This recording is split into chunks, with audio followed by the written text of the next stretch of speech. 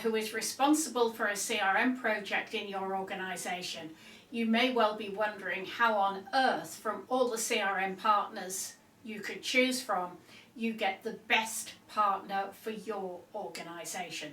In this video, I'm going to go through 7 questions, the answers to which will help you find that ideal CRM partner.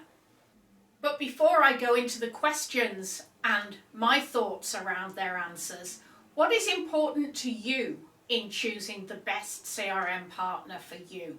Welcome. I'm Jill Walker, the creator of Success RM, your blueprint to CRM success. I've been working with Microsoft Dynamics 365, Microsoft CRM, and more recently Power Platform for over 20 years. I first cut my teeth on CRM 1.0 beta. Yes, it was a thing. And I've worked with every version since then. On the way, I've picked up an award or 2. I've worked with a wide range of organisations, large, small, and in between. And working with those organisations, I have seen the good, the bad, and the ugly. And it is from those experiences that I've distilled these 7 questions that will help you choose the best CRM partner for you. How long has the CRM vendor that you're considering been working with the technology that you are considering? That's a reasonably obvious question.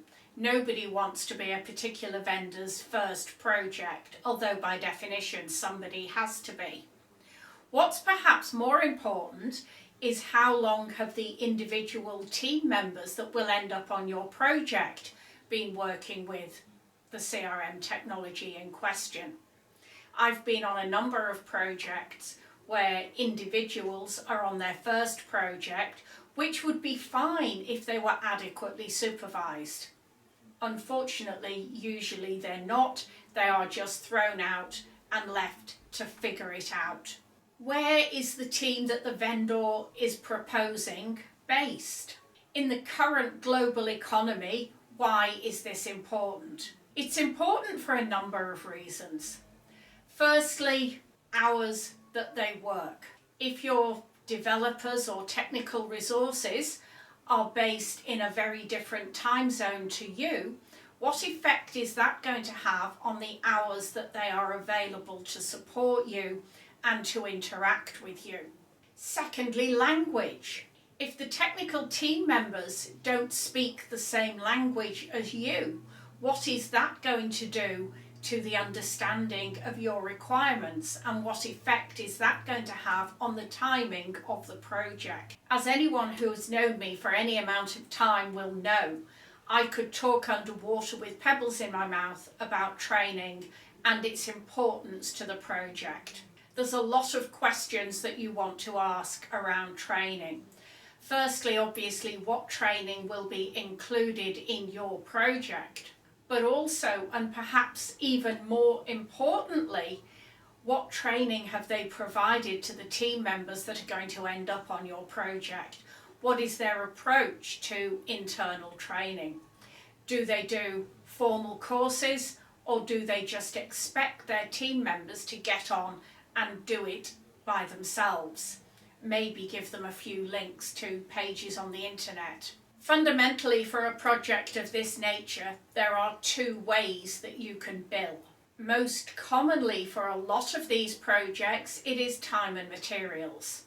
And I personally think time and materials puts all of the risk onto you. However, if you're going to go fixed price, you have to find a way of describing whatever that work will be in a way that makes sense to both you and the vendor, so that you know what you're getting for the money and they know what they're expected to deliver.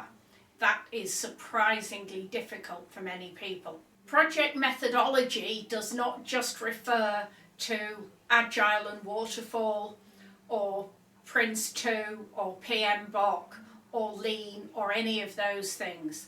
What you need to know here is exactly how the vendor that you're considering will approach your project. And part of this also falls on the previous point. What exactly will they do for you, and what are you going to be expected to do for yourselves?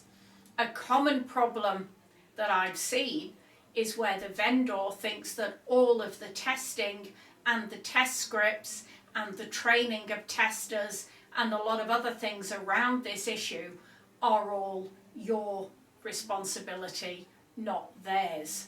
This is really a follow-on from the geographical question that I asked earlier, but there's a lot of other cultural issues that can raise their ugly head when you're not working with somebody whose technical team members are local.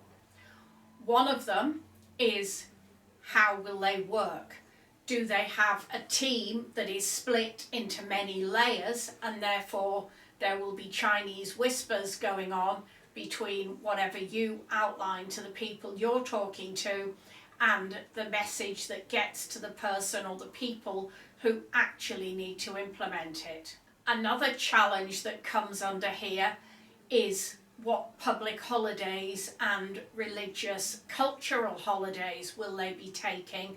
How do they relate to your holidays, and will that be a problem? There is also questions around what they understand about your business, about an organisation like yours, and about therefore what is required by CRM.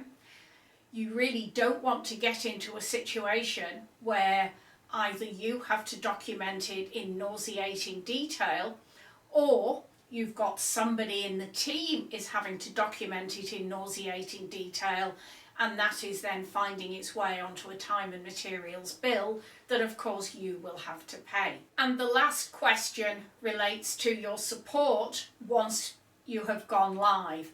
What exactly will they support? And perhaps more importantly, what won't they support? I've seen a number of support agreements which, when you dig into them, really start to look like this three-legged table. Looks good from certain angles, but as soon as you look closely or look at the right bits in the right directions, you realise that it just will not work.